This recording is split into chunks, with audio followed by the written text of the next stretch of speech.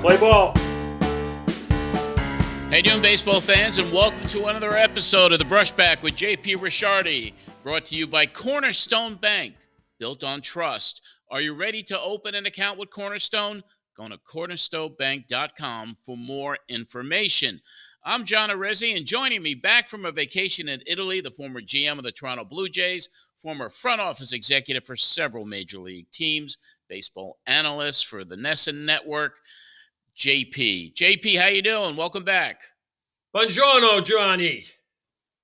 How was it over there at the homeland? Great. It was great. The motherland is great. If you haven't been, I highly recommend it. It's my second time, and I'm sure there'll be a third and fourth. But it was a lot of fun. My wife and I got to celebrate our 40th anniversary, so it was really special. Wow. And it was great. So it's good to be back and right in the mix of down to the Final Four, which is pretty exciting. Lots of excitement happening in baseball. And if you want to check out some of those photos from Italy, go to JP Socials because they're up there. Beautiful, beautiful shots there, JP. Glad you had a good time. Welcome back. We also like to welcome the new title sponsor of the show, Cornerstone Bank. And JP, we're excited that they decided to join the Brushback. Tell us a little bit about Cornerstone Bank. Well, Cornerstone Bank is a bank right here in central Massachusetts, Worcester, Mass, to be exact. Great people. A very comfortable place to do your banking, very, as we would say in our business, fan-friendly. I would say they're very fan-friendly. They've got a very open environment, run by really nice people, very accommodating, and I'm anxious to see more and find out more myself about Cornerstone Bank as we continue to get into this relationship. But we're very, very happy to have them on board and looking forward to a long relationship. Yes, we are. JP, the baseball season down to the final few teams: New York Mets, Los Angeles Dodgers internationally, Cleveland Indians, New York Yankees, last four teams standing as we tape this today. We will discuss it all in a bit with JP's hot takes. And then, JP, you have one of the top baseball writers in the game coming on later on Batter Up, and that is USA Today's Bob Nightengale. We'll get to all of that right after this word from Cornerstone Bank. Hello, I'm Steve, crisis aversion specialist, and by that I mean parent. My favorite tool of the trade? Right Student Checking from Cornerstone Bank, offering a dramatic reduction in calls like, Dad, I can't afford the campus ATM. Dad, do I have a spare? And of course, it's me on Nick's phone, mine's in the pond. These days, they're busy saving money and discovering autonomy. If you have a student, start them banking right and enjoy the silence. Dad? I was never here. Okay, JP, let's get to your hot takes. As we tape this today, the Mets are battling the Los Angeles Dodgers for the NL Championship, and across town, the New York Yankees are battling the Cleveland Guardians for the American League title. Let's go to the ALCS first. Your hot take on this series so far, with the Yankees heading to Cleveland up 2-0. Well, I think if you go back and remember, John, in March, I made a couple of predictions on what I thought the season was going to be like, and I picked the Yankees to win the World Series. I thought it was predicated on the fact that Cole and Rondon could post. And the fact that they are posting is, I think, a little alarming for anybody they're going to play. Because in a 7-game series, you're going to have to face those guys twice. And one of those guys you're going to have to face 3 times. So if they could get through the Guardians with 4 or 5 games, they're going to really be in great position in the World Series to line themselves up. Now, I'm not saying the Guardians are done, but they have a yeoman's task in front of them. I think they've had a great year. I just don't see them matching up with the Yankees. And I think the Yankees will come out of the American League Championship. The scary thing is not only do they have good pitching right now, but you got Soto, Stanton, and Judge, the 3 big boppers who have all homered. So when you can get those big boppers hitting home runs in a short series where pitching can shut down hitting, and then you throw the pitching on top of it, the back end of the bullpen has been good. I just think the Yankees right now are really, really going to be tough to beat. I think the only thing that could stop them is if they win this series quick and they have to sit around and wait and lose a little momentum. But I think the Yankees right now are the team to beat, and I thought they were the team to beat in March. Yes, you certainly predicted that back in March. But for me, I mean, Stanton has really come through in October like he typically does. You know, his regular season was not stellar. And he had his injury problems like he typically does in the season. But when it comes to October, this guy just turns it on. And the combination of Stanton, Judge, Soto, yeah, they look unstoppable right now, and Cleveland doesn't look scary by any stretch of the imagination. So we'll wait to see what happens with the Yankees, and I think you're really correct. It's just that long wait that they'll have to wait until the weekend of the 28th to start the World Series, and a 5-day layoff could hurt them if they get by Cleveland pretty quickly. It's going to be interesting to see, but the Yankees are on a roll. I'm up here in New York for the National League Championship Series, Mets and Dodgers. We'd love to get your hot takes. You were a former executive for the New York Mets. Obviously, you were there for the last World Series run back in 2015. Give us your hot take on this series, Dodgers, Mets. Well, I think the Dodgers are just better than the Mets. I think the Mets have had a great run. I think they've played great baseball from August, great September, have really, kind of peaked at the right time, which is, the nice value of playing 162 games. It plays out. And my hat is totally off to the Mets. They've done an amazing job. But when I sit in that dugout and I look out at the Dodgers and I see Freeman and I see, Betts and I see Ohtani and I see Hernandez, and then I see the other Hernandez starting to play like he plays in the playoffs. And now the pitching is pretty much stepped up. I just don't see the Mets matching up with them. And I think it's going to be a tough row to hoe for the Mets.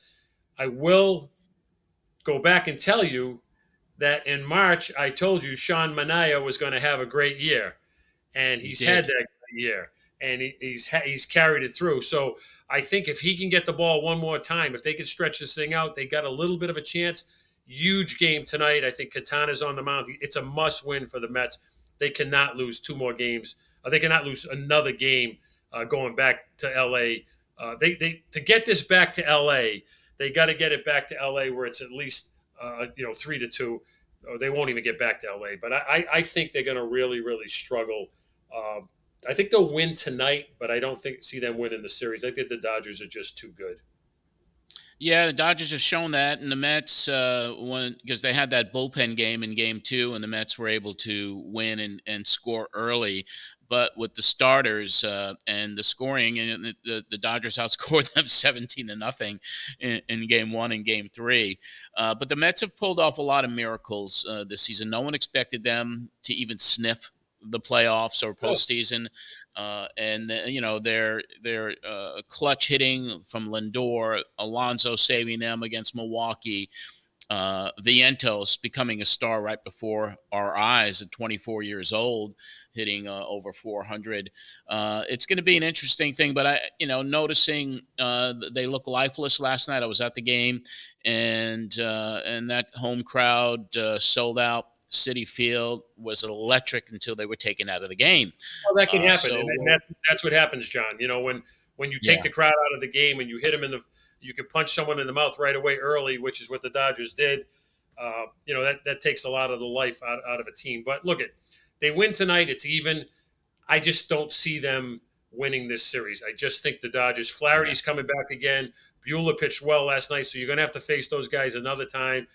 Their bullpen has really stepped up. It's become a lights-out bullpen. I think the Mets have had a great year. I just don't think they're kind of like the little engine that could, and I just think they're going to run out of gas. But I think it's going to be a Yankee-Dodger World Series, and next week on our podcast, we'll have a better idea where we stand with that. Absolutely, and we're going to get you a further hot take and go over that potential matchup for the 2024 World Series. But first, we want to tell you about the sponsor of our hot takes, and that's Percy's Appliance Outlet, featuring brand name appliances at up to 80% off regular retail prices. They're Worcester's largest dealer of home appliances and electronics.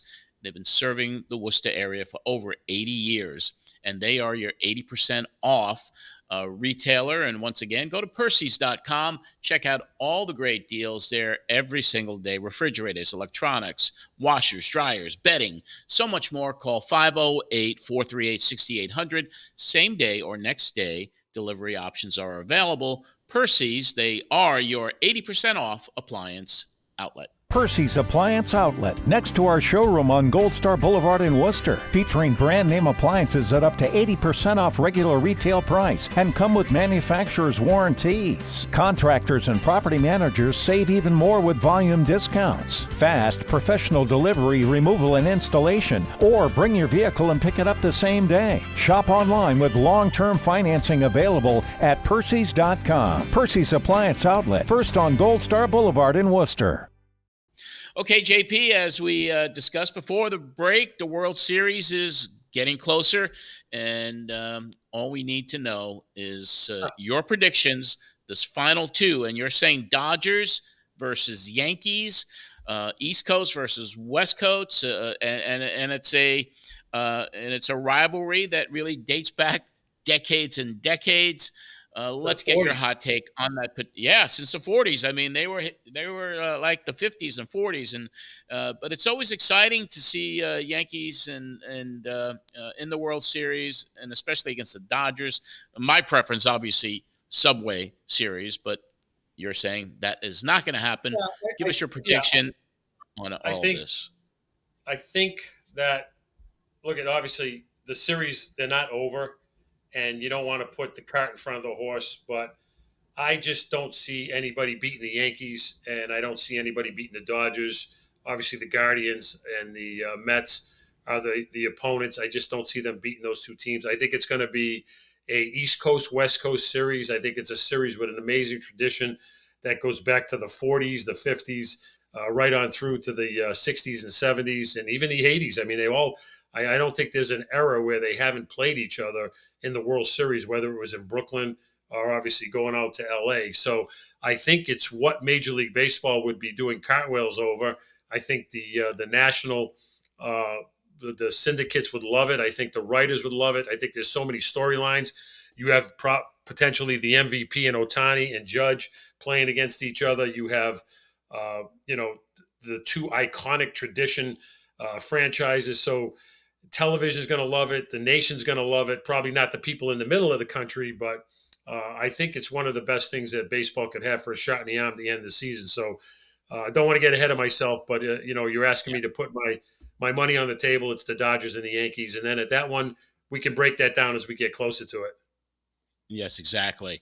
All right, that's great, JP. We're going to have a very special Batter Up with JP right after we tell you about the sponsor of Batter Up. That is the Worcester Bravehearts. The Worcester Bravehearts are in the planning stages for another exciting season in 2025, and they plan on making an outing to any Bravehearts game even better than before. Throughout the 2024 season, the Bravehearts offered a great baseball experience combined with an overall great value for you and your family. You could follow the Bravehearts on Instagram at Woo Baseball for all the updates on next season. Just go there and check it out. And go to WorcesterBraveheartsStore.com for more details and pick up some Bravehearts merch, including caps, t-shirts, jerseys, and sweatshirts today. And now it's time for Batter Up with JP.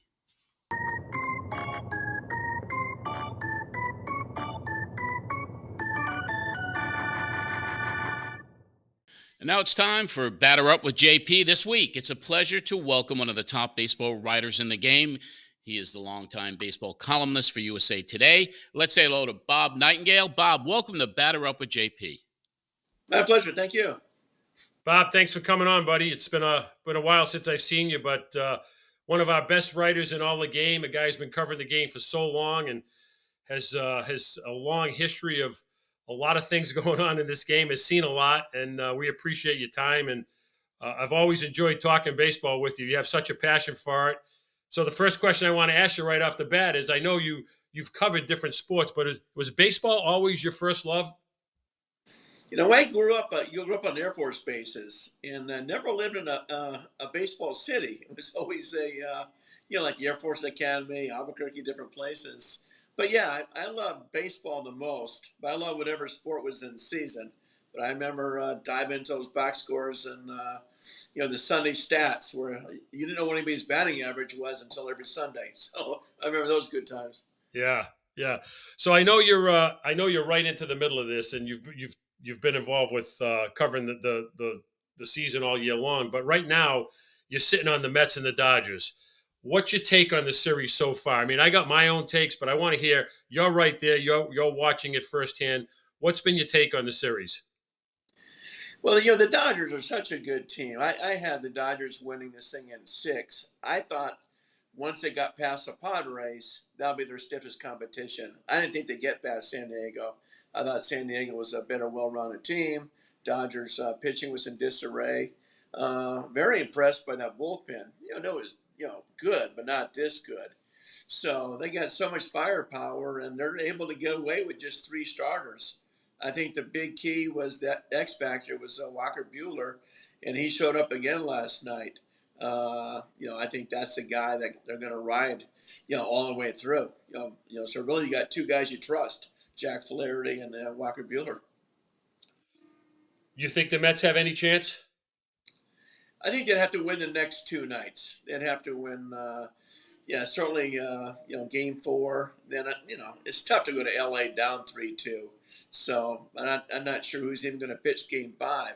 I'm not sure you can ride, Kodai Singh again. I like him to win game 4. I think they'll beat up on Yamamoto. I don't know, Yamamoto's not even throwing a split finger much, just fastball. I think the Mets could tee off on him tonight. What's impressed you the most about the Dodger team? Just how well-rounded they are. They can mix and match. I thought they had a brilliant trade deadline. Tommy Edman's a great player. Move him anywhere. Kike Hernandez always seems to shine this time of year. But just so well-rounded. They can move. You can move Max Muncy from third or first. Take Freeman out late in games.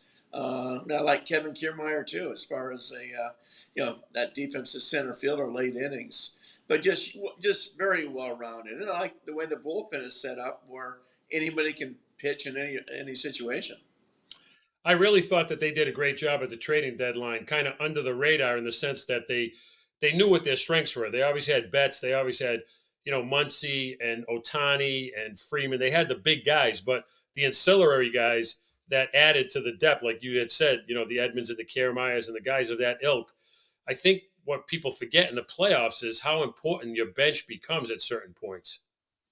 Yeah, you need those guys. It's always the guys. It's funny. So much talk about Ohtani being shut down, Aaron Judge being shut down. You remember, JP, Barry Bonds was terrible in the postseason up until 2002. A-Rod wasn't any great shakes until later on. It takes a while because the scouting reports and the pitchers focus so much on those big stars. You get guys like Kike Hernandez who's batting ninth. Even that great David Freese game. Freese was the number 6 hitter. It wasn't Pujols who beat him. It was Freese. So I think we see that more and more. And those guys, Dodgers seem to have those guys that can step up in those situations.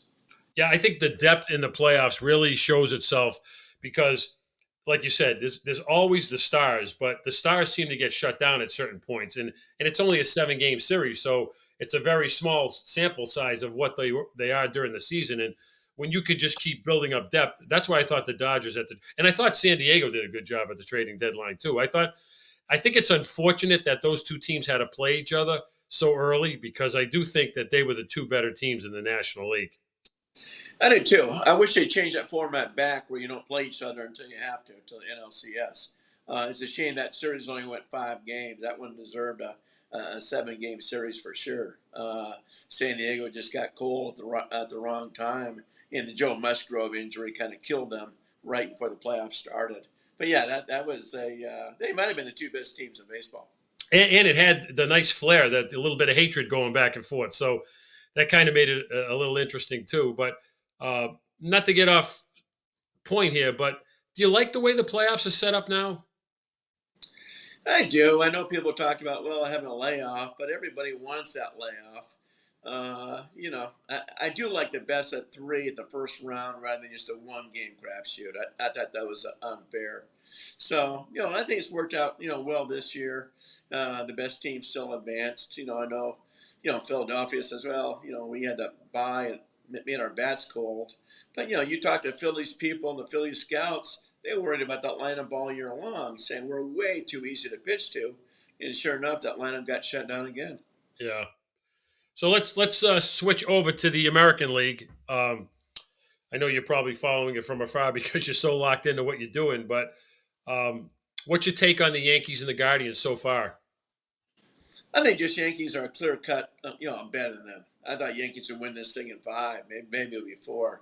I just think once the Houston Astros got knocked out first round, it was clear sailing. It was almost like a bye week for the Yankees to get to the World Series. I thought Houston was the only team that could beat them. I know Baltimore was around, but Baltimore wasn't playing good ball the whole second half, where Houston was. So no, I think these Yankees are just a much better team. Kudos to Cleveland. Kudos to Stephen Vogt, what he did replacing Francona. But I'd be shocked if the Yankees don't win this thing before they even go back to Yankee Stadium. I don't know how you feel about this, but I always take the viewpoint of, if I'm sitting in the dugout and I'm leaning over the rail and I'm looking at the other team, I think Cleveland's a nice club. I think obviously Ramirez is a very good player. Kwan's a good player, and they got a lot of supporting players around, and they got a very good bullpen. But I don't look at that team, and if I'm looking at the Dodgers, I'm looking at the Braves, and I'm looking at the Yankee lineup, and even the Phillies for some up to a certain point. Those lineups scare me, but I don't look at Cleveland and I'm scared. I think that they're a nice story, but I don't see them being at the level of the Yankees and the Dodgers. I don't either. I mean, their big pickup was Lane Thomas. I mean, nothing against Lane Thomas, but he should be the guy, your big pickup that's carrying you.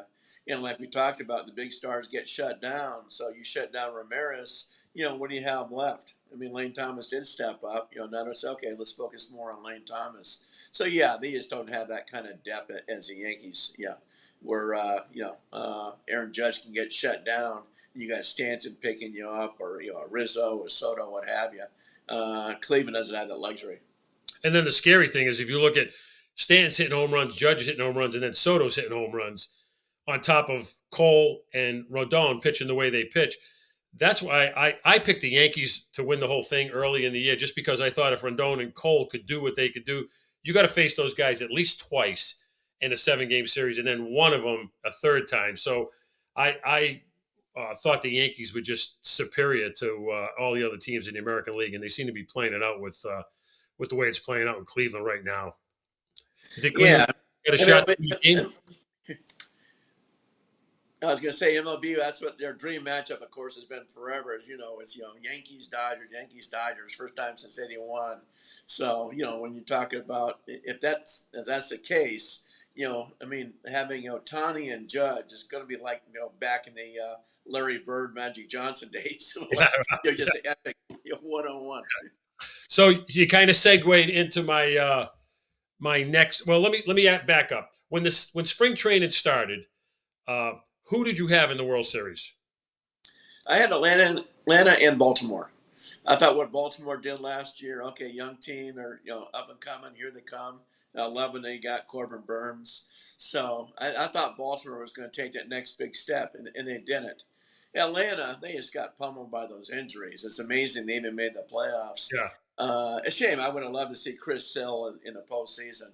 So here's Sale, maybe, outside a, one or two guys, is the best pitcher in baseball. And then, but then you have the best pitching staff in baseball, Seattle Mariners, sitting home. So it's weird how the best, pitchers are sitting home, like Scooble. What a blast to see a Scooble in the series. I thought it was crazy how, Atlanta, I thought they did a great job for falling apart with the injuries and to just be able to find a way to get in. I thought that was pretty incredible. Baltimore was disappointing to me because I don't think at the trading deadline they did enough to really, because they had enough time to see that the team was not playing really well. And I believe they played under 500 in the second half. So I thought that their front office didn't really step up in the second half to kind of give them a little bit of a jolt. Yeah, I agree. I mean, obviously they're kind of taking the blueprint of the Houston Astros, but the Astros made those big, bold moves. They got Verlander, they got a Garrett Cole. These guys got Zach Eflin and stopped. I thought they should have been more aggressive too. I mean, they got so many prospects. You can't hold on to all of them. So I think it's going to be a fascinating offseason for these guys. Are they going to spend money to, get a horse? If they don't bring back Burns, they got to bring in someone like that. But I think they got to be a little bit more aggressive now. You can't waste this window like they have. Houston didn't waste it. These guys got to step up. Well, as you know, I mean, the game's changed so much and the different mindsets in so many different places now. But I think what Houston did was took advantage of the opportunity to win. And I think what you always take your hat off to the Dodgers and the Yankees, they every year is a situation to win. You know, comparison, you look at what the Red Sox have done, and they've kind of bought into like, I'm going to step back and rely on my prospects. And, you know, you just wonder with the history of these franchises, how sustainable is that in some of these places? I know. It's like the fans are buying into these prospects, and how many of these guys, really, turn out. That's why I love what AJ Preller did with the Padres. He traded 12 of their top 16 prospects. He goes, hey, if I believe in my scouting development people, I believe they're going to go find some more prospects, and not like that's it. I love what Dave Dombrowski does. I still can't believe the Red Sox let that guy go. I mean, wins wherever he goes. He goes, you know what? You get these prospects, you trade them for proven players. I mean, how many of these top prospects, never turn out like we envision. They get so hyped up. I mean, even Jackson Holiday, he was supposed to be the next, Derek Jeter. The way two people are talking, maybe he'll be a great player, but it takes time for these kids. Well, I think that's one of the things we're missing in our game today. People talk more about process than they do about winning, and that's been a little disappointing because I think when you look at the Dombrowskis of the world and the Sherholtzes of the world and the Sabians of the world and the Doug Melvins, I mean the guys you really, the Bill Stonemans, a lot of guys you take your hat off to as good GMs. I just think we've gotten away from the winning, and they're selling this process, and I don't know. I have a hard time buying into some of the thought process. Yeah, I mean, some of these GMs come in and they start talking about 5-year plans, and then next thing you know, another 5-year plan, another 5-year plan. Let's win. I mean, that's what you're going to the ballpark for. You're not going to the AAA ballparks and thinking, okay, this guy's going to lead us the way. I think these fan bases, for whatever reason, have fallen in love with these prospects and buy all the hype. I mean, how many is you look at those St. Louis Cardinals back in the glory days. Albert Pujols was even a top 10 prospect on their own franchise, and look what he did. So I think if you have a good prospect, yeah, go ahead and keep him. You think it's going to be great, but don't be afraid to trade them and get proven guys right now to win. What's your take on what the Giants did, hiring Buster Posey? I like the fact he, particularly his press conference, I love the fact he says, you know what, I want some scouts. I want my GM to have a scouting background. We got away with that. Being that giant clubhouse, they were so big in analytics and stuff, particularly, back when Gabe Kapler was there. It's like the players were getting upset. Like it was such a mix and match and platoon system. Nobody really felt comfortable. So I think Buster says, hey, we won those World Series when we had Bruce Bochy as manager. We had Brian Sabian as the GM. Let's go back to that. So I'd be interested to see who he hires as a GM. But I like the fact that a baseball guy now is back in charge. Yeah. So I'm going to switch gears on you here. I made a statement. You got to do this social stuff when you're doing all this stuff. So I had to. I was out doing some stuff, but I did think long and hard before I made this statement. I want to get your take on it because I have such respect for you, for your knowledge of the game and the way you've covered it and the people you've been around and you've seen different trends come and go. No disrespect to Ted Williams and Willie Mays and Hank Aaron and Barry Bonds and Ken Griffey. None of those guys. I made a statement that I thought Shohei Ohtani, maybe with Babe Ruth, might be the greatest player we've ever seen play our game. And I'm curious what your take would be on something like that. I mean, as long as he pitches, that's hard to argue. I will say, I think the greatest hitter, I'll take it back. The greatest player I've ever seen, I think you could argue is the greatest player since Babe Ruth is Barry Bonds. I don't think anybody is great as Barry Bonds. I don't think Ohtani is either. Now, Bonds in a pitch, so it's a little different. I'd love to see what Ohtani could do if he just stays as a hitter, plays the outfield. I think he'd be an elite player. I mean, unbelievable player. But I do think people forget how great Bonds was. I mean, remember when Trout came up, everybody's saying, I've never seen anything like what Mike Trout did. Well, look what Pujols did. Yeah. Trout compared to a Pujols. So, no, I think he's a spectacular talent, fun for the game, international star. But there was nobody that changed the game like Barry Bonds. I mean, he would not miss a pitch. That year I was on the Bonds trail when he hit the 73 home runs. If he had pitches to hit, he would have hit 95 home runs. I've never seen anything like it. I agree with you. I think the guy, don't you find it interesting that so many guys get shortchanged for how great they really were? I think of like Hank Aaron.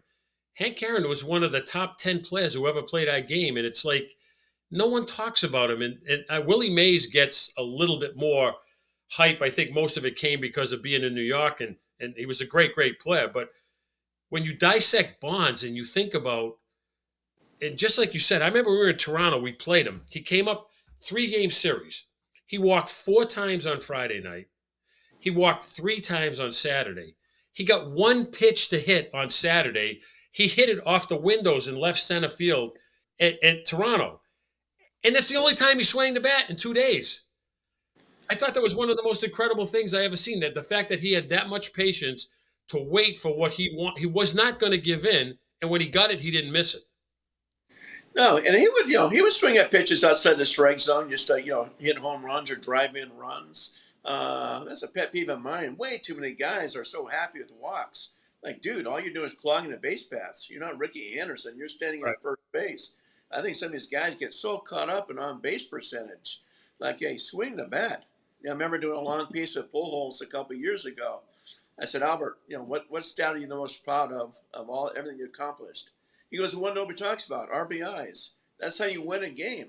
You got to drive these guys in or score yourself. Why keep score? No one's keeping score. Who's got the highest on-base percentage?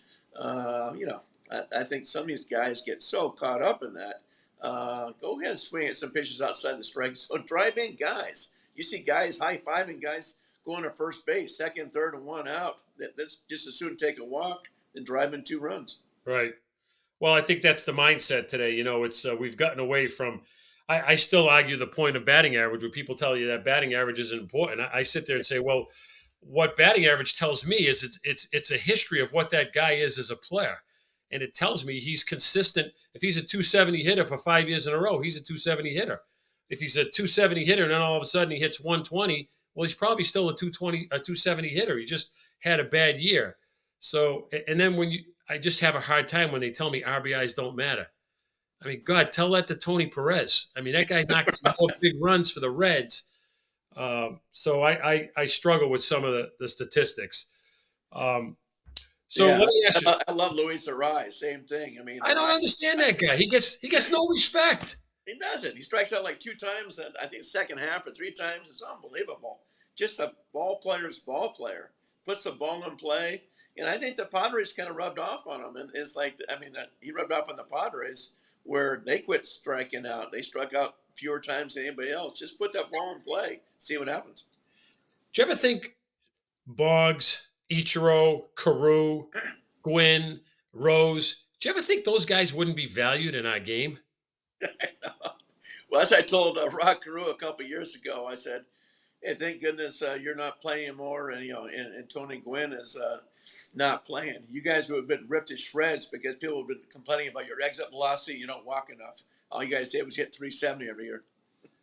And it's funny. I went back and looked at Pete Rose. I looked at his numbers. I think 15 out of his first 17 years, he hit 300. 9 of those years, he scored 100 runs. So you're not going to tell me that getting on base via a base hit doesn't lead to. Now, obviously, he played in a prolific lineup, but Wade Boggs scored a bunch of runs. I think he had like 7 or 8 years where he scored over 100 runs. How does that not make sense? That if my batting average is good and I'm on base, it's not going to mean runs, just like Albert Pujols said to you.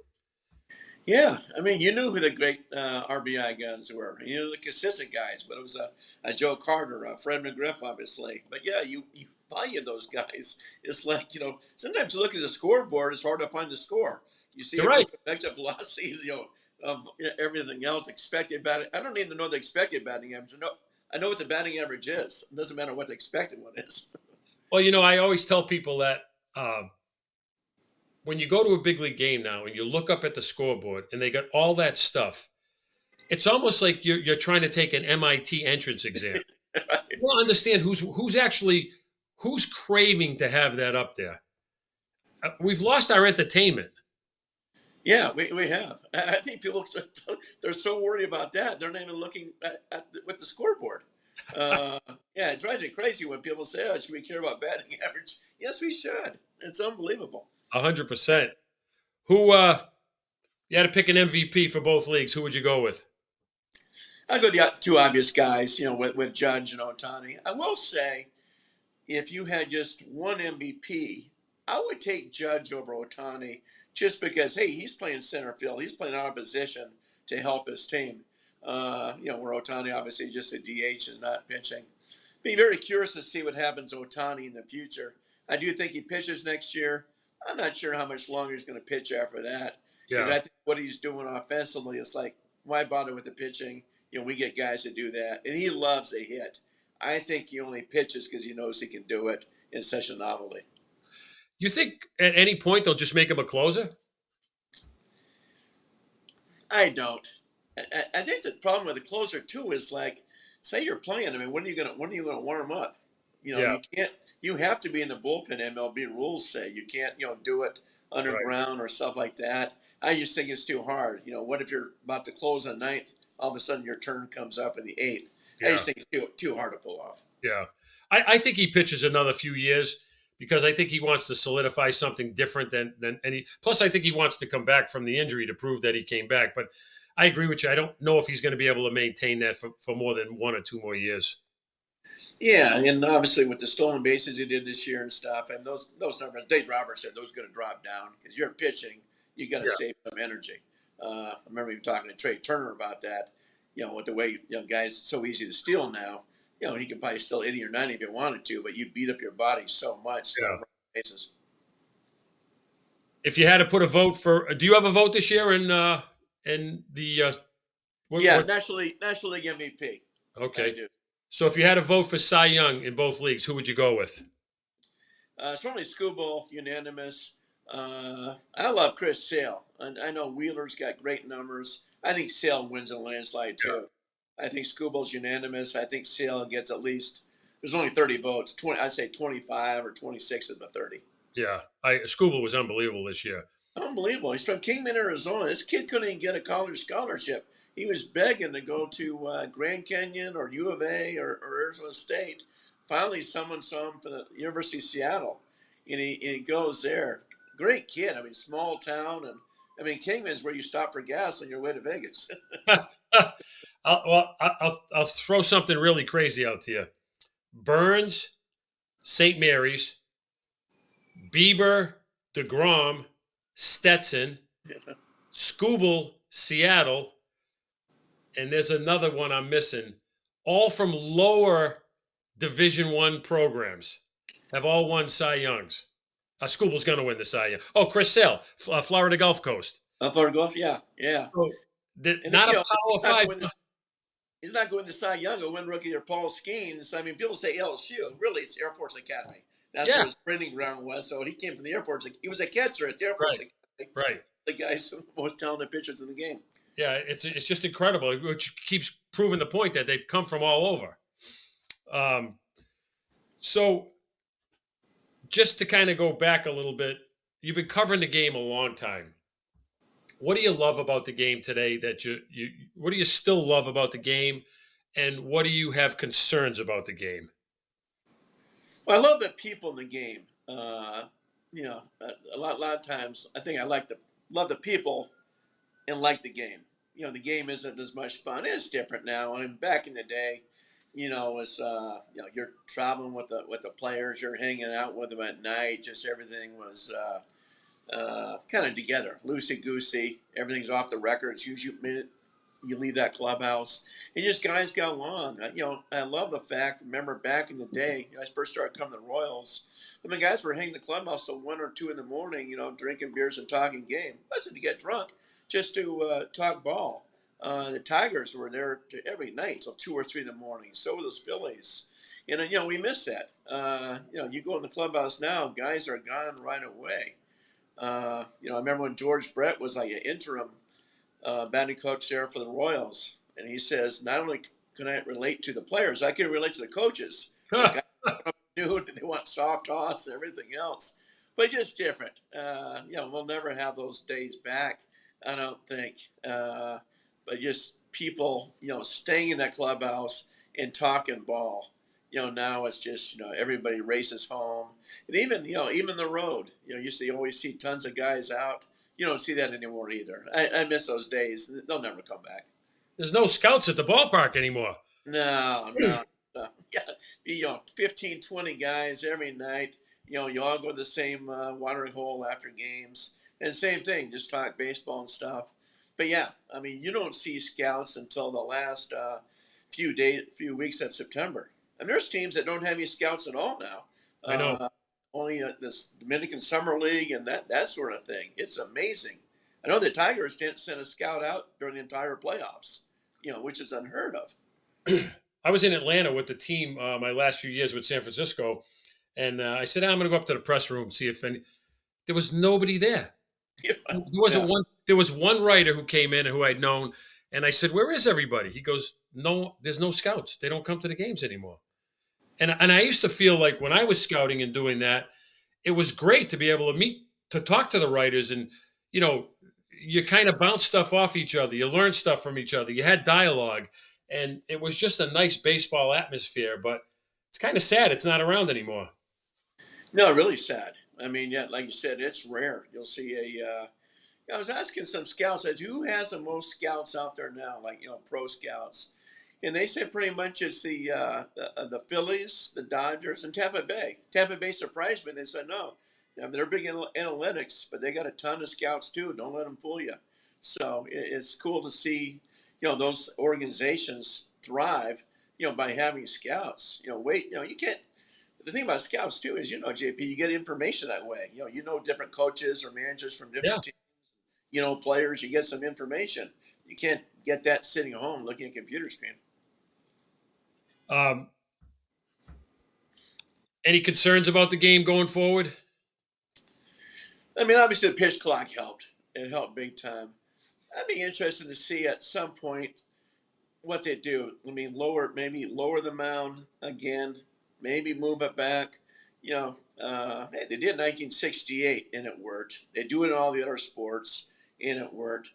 I think they got to do something to change the, help out the offense. I would like to see him drop down again in the pitching, where you can only have now, have 12 pitchers on a staff, maybe 11, but at least, lower it even more, just to get these guys to pitch again. The trouble I have with the game now is every kid comes up throwing as hard as they can.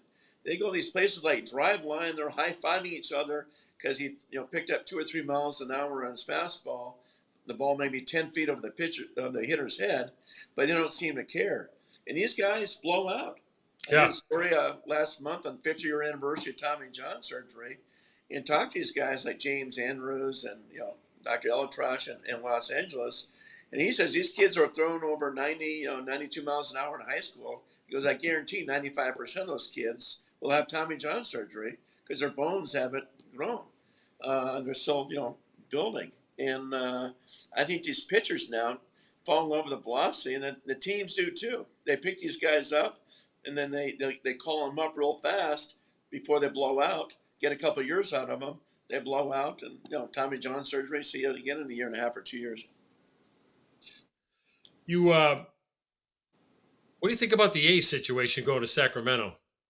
That's going to be. Someone told me they're going to turf the field because they'll be playing on it every day, so there's no way the grass would hold up. But I think that's going to be, my opinion. I think it's going to be disastrous. Big league players, 105 degrees out in Sacramento in the middle of the summer. Yeah, I'll be interested to see if they really do turf. I can still see grass. You just keep resodding that thing. I mean, you remember, JP, it was hotter than heck in Kansas City and St. Louis, too, in those days. And they had the turf, and it was up to 140. But, yeah, I think grass would still be the way to go. It's a shame it happened. I really wish the Giants had allowed the A's to move to San Jose 20 years ago. They weren't being supported. The stadium was falling apart. it was just a bad situation, all the way around. I'm not sure how fair in Vegas either. I live in Phoenix, and that's got a hard enough time surviving. I just can't see fans flying into Vegas and say, okay, do I want to go see a show, hang by the pool, Right. gamble, or I want to see a baseball game? They're going to do something else besides watching baseball. But yeah, I feel bad for the young guys in Oakland because, hey, you get to the big leagues, and all of a sudden you're back playing in the minor league facility. Yeah. That's going to be interesting to see play out. How about expansion? What are your thoughts on expansion? Do you think the game's going to expand, and where do you think it would go? Yeah, I think it'll definitely expand. Just to get to 32 teams, 30 is too awkward of a number. So I think it happens either 2029 or 2030. And I think it's going to be Nashville and Salt Lake City. Nashville, God, there's so many players that live there. Yeah. And Phoenix is by far the biggest as far as where players live. Nashville may be number 2. Hot market. And Salt Lake, they got the money, they got the ownership and everything else. You got a team out west. So I think it's those 2 teams. Boy, Salt Lake has come out of nowhere, huh? I mean, all of a sudden they got the hockey team. They got, they're in line with the baseball. I knew Nashville was really knocking on the door, but I didn't realize Salt Lake was growing so fast. It sounds like they're, just like you said, they're going to be right in the front line. And it would make sense. You get a team out west. Yeah, they would love to go to Montreal, but just nobody stepped up to say, okay, I want a team. I'm going to build a new ballpark. And, they'd love to have 2 teams in Canada. But right now, they say nobody's even shown any remote interest as far as doing it right there. Where in Salt Lake, they have everything set up. And for the guys like us who have been to Montreal a million times, if they only knew how great the city was, and I agree with you, you could tap into. I think that place with a dome stadium or retractable in some way, I think smaller stadium, maybe 35,000, that place could be a real big hit. I'm sad to hear that no one stepped up. Yeah, I mean, you remember coming to the National League. I mean, that was everybody's favorite city. They couldn't wait to get to Montreal. It's so cool. As you know, JP, everybody's wearing suits. The women are dressed. Just such a beautiful city, a fun place to be. Yeah, definitely a difference when you go there. You're in a different city, but it's like they brought a little bit more class to the baseball than most of the stadiums you go to. Yeah, yeah. I mean, and the writers, they'd be wearing sport jackets and having their Molsons next to them as they're writing. Well, listen, I know you're up against it with time because you're covering this series, and I appreciate it. But I want to leave you. You've had such a great career. You're having a great career. In all of our careers, someone helps us along the way. Who was some of your role models? Who were some of the people that led you down the right path to become, the great writer you are today, and with the passion you have for the game? Well, the guy who got me into this, everything too, is Tracy Ringlesby. Out of Denver. When I went to Kansas City, he was the one who said, "Hey, get to know these scouts, talk to them. We'll travel together and hang out and treat people right." And, as he said, "Hey, if a guy makes an error, just say makes an error. Ask him about afterwards. Don't say, hey, that's a ball a third grader could have made." And just and he taught me the work ethic. Hey, get there at 2:00. Get to know these guys and get to know these guys too with your notebook closed. Just talk, regular guys. And I've lived up, learned that from this day. And I got lucky. The first team I covered was those great Royals teams. And Hal McRae was unbelievable leader. And, had guys like George Brett, Willie Wilson, Frank White, Saberhagen, Quisenberry. But just, particularly the older guys. But they taught me, pretty much the game of baseball and how to do it right. Particularly McRae. I thought he was a baseball genius and an unbelievable clubhouse guy. I remember one day, Danny Jackson, remember the young... Oh, yeah, left-hander, yeah. Yeah, so he gets lit up in a Saturday afternoon game in Kansas City. When you walk in there and say, Danny, what happened? He goes, my mistake. He goes, I got up early this morning. I was gardening with my wife, and the sun was kind of beating down on me, so I kind of sapped my energy. McRae overhears that. He goes, Jackson, that's a $100 fine right there. He goes, what, for gardening with my wife? He goes, no, for being so stupid to tell the writers what you just did. But he would hold court. Those guys, JP, those guys are different ball clubs that hold court. And, and then I got lucky going to cover the Padres with a guy like Tony Gwynn. Yeah. Unbelievable. Just sit down hours talking with him. But yeah, those days, it's fun to have those mentors around, and they were. Well, Bob, I really appreciate you taking time. I know you got a busy schedule. You've always been one of my favorites. You've always done a great job, representing and covering the game, and you've always been great to talk with. And just want to thank you again for taking the time to come on the show, and travel safe. All right, my pleasure. Love you, buddy. Take care, JP. Okay, buddy. I can see why, JP, you wanted to bring Bob on. What insights, not only about what's going on in the playoffs, but in baseball in general. So that was a really good batter up. Yeah, Bob's one of the best. He's been covering the game a long time. He's got a different perspective. He's got a great passion for the game. I think you saw that. I think it came through pretty well.